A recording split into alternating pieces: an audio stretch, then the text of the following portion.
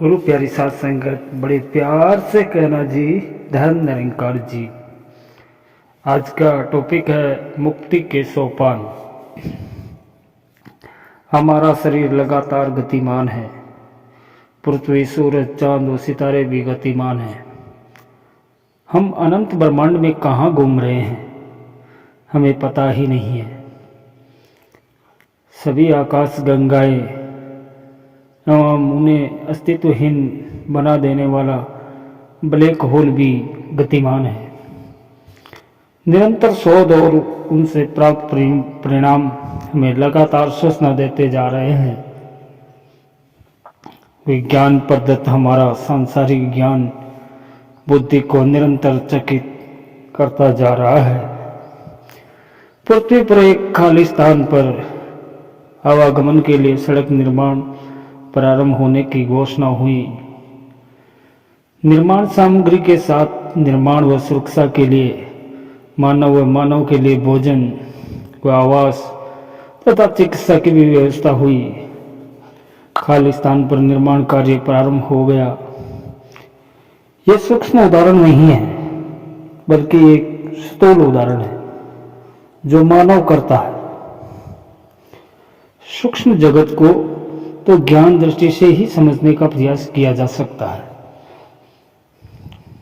समय सृष्टि के साथ प्रारंभ हो गया।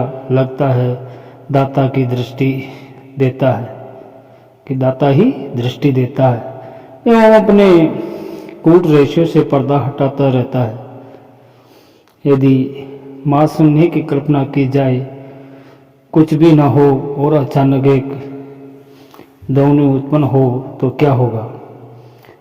शब्द की तरंगे उस महाशून्य में चलेगी, पर उन तरंगों को चलाने के लिए भी माध्यम चाहिए। वो माध्यम विज्ञान आज तक नहीं जान सका है। तरंगों के विस्थापन में से स्थान बना और दोनों के बनने के बीच समय भी बन गया। एक स्थान से चली तरंग को दूसरे स्थान तक पहुंचने में समय तो लगता ही है। भले ही वह प्रकाश की तीव्र गतिमान तरंगे हो अथवा ध्वनि की कम गति की तरंगे हो, समय गति के साथ उत्पन्न हो जाता है। भले ही तरंगों की गति में अंतर हो और इसी के साथ समय में भी अंतर हो गया। हमारे गतिमान जीवन का समय जन्म के बाद हमारे श्वासों से प्रारंभ होकर श्वासों के थमने तक होता है। भले ही हम मां के गर्भ में जीवित ही थे, ध्यान से देखा जाए तो जीवन केवल श्वासों तक सीमित नहीं है।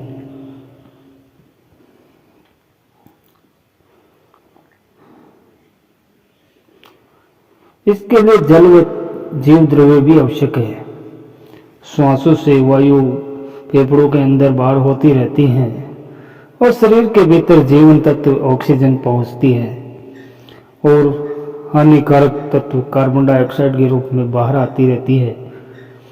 ये क्रिया समस्त जीव जंतु में निरंतर चलती रहती है।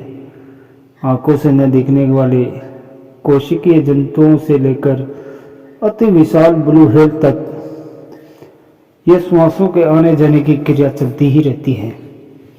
परंतु विचारणीय प्रश्न यह है कि संतों द्वारा केवल मानव जीवन व उसकी श्वासों की ही इतनी महत्ता क्यों कही गई है? और इसका सहज उत्तर यही है क्योंकि केवल मानव जीवन में ही काल चक्र से मुक्ति संभव है। श्वासों के थमने को काल कहा गया है, पर वास्तव में काल समय का दूसरा नाम है। वह श्वासों को थमना केवल हमारे शरीर की मृत्यु है, हमारी मृत्यु नहीं है, क्योंकि हम जीव अविनाशी है। ऐसा तुलसीदास जी महाराज ने रामचरितमानस में लिखा है। हम सभी जानते हैं और मानते हैं कि आत्मा मरती नहीं, फिर शरीर के क्रियाहीन होने पर आत्मा का क्या होता है, ये विरले ही जानना चाहते हैं। श्री कृष्ण भगवान ने भी द्वापर में कहा कि आत्मा मरती नहीं बल्कि दूसरा शरीर धारण कर लेती है।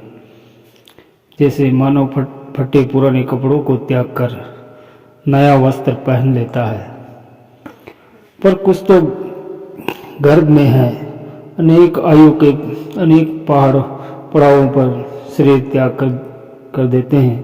ऐसा शायद कर्म फल के कारण होता है, जो पूर्णतया ईश्वर के हाथ में है, लेकिन काल का प्रभाव सभी पर है।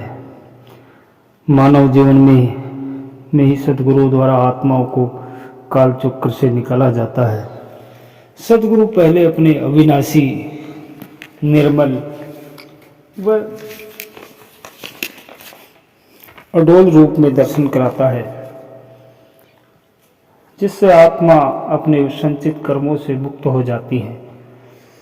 सद्गुरु प्रारब्ध को अच्छा बनाने के लिए भक्ति का दान देते हैं, और जो प्राणी सद्गुरु के बताए हुए मार्ग पर चलते हुए भक्ति करता है, उसका सद्गुरु स्वयं पालन व रक्षा करने लगता है।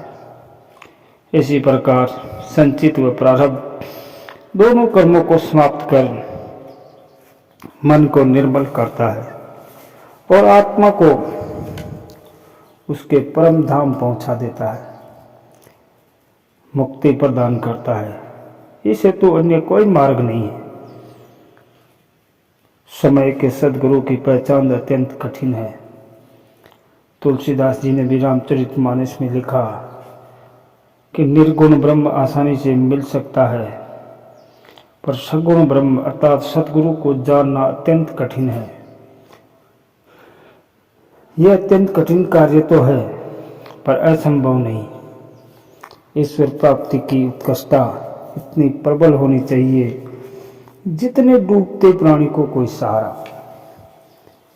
इस अवस्था में यह प्रभु परमात्मा ईश्वर प्राप्ति का साधन शीघ्र ही बना देता है। फिर जो जीवन जिया जाता है उसे ही प्रेम कहते हैं कि अब ईश्वर ही सब कुछ है। संसार गौण हो जाता है।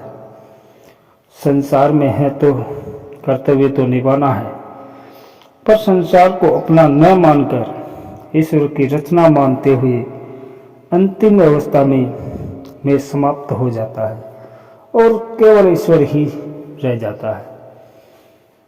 इस अवस्था में जातक जीते जी मुक्त हो जाता है। यह अवस्था काल चक्र से मुक्ति का प्रथम सोपान है। शेष यात्रा शरीर छोड़ने पर सतगुरु पूरी कर देता है। तभी तो सतगुरु कहता है कि लोक सुखी परलोक सुहेला।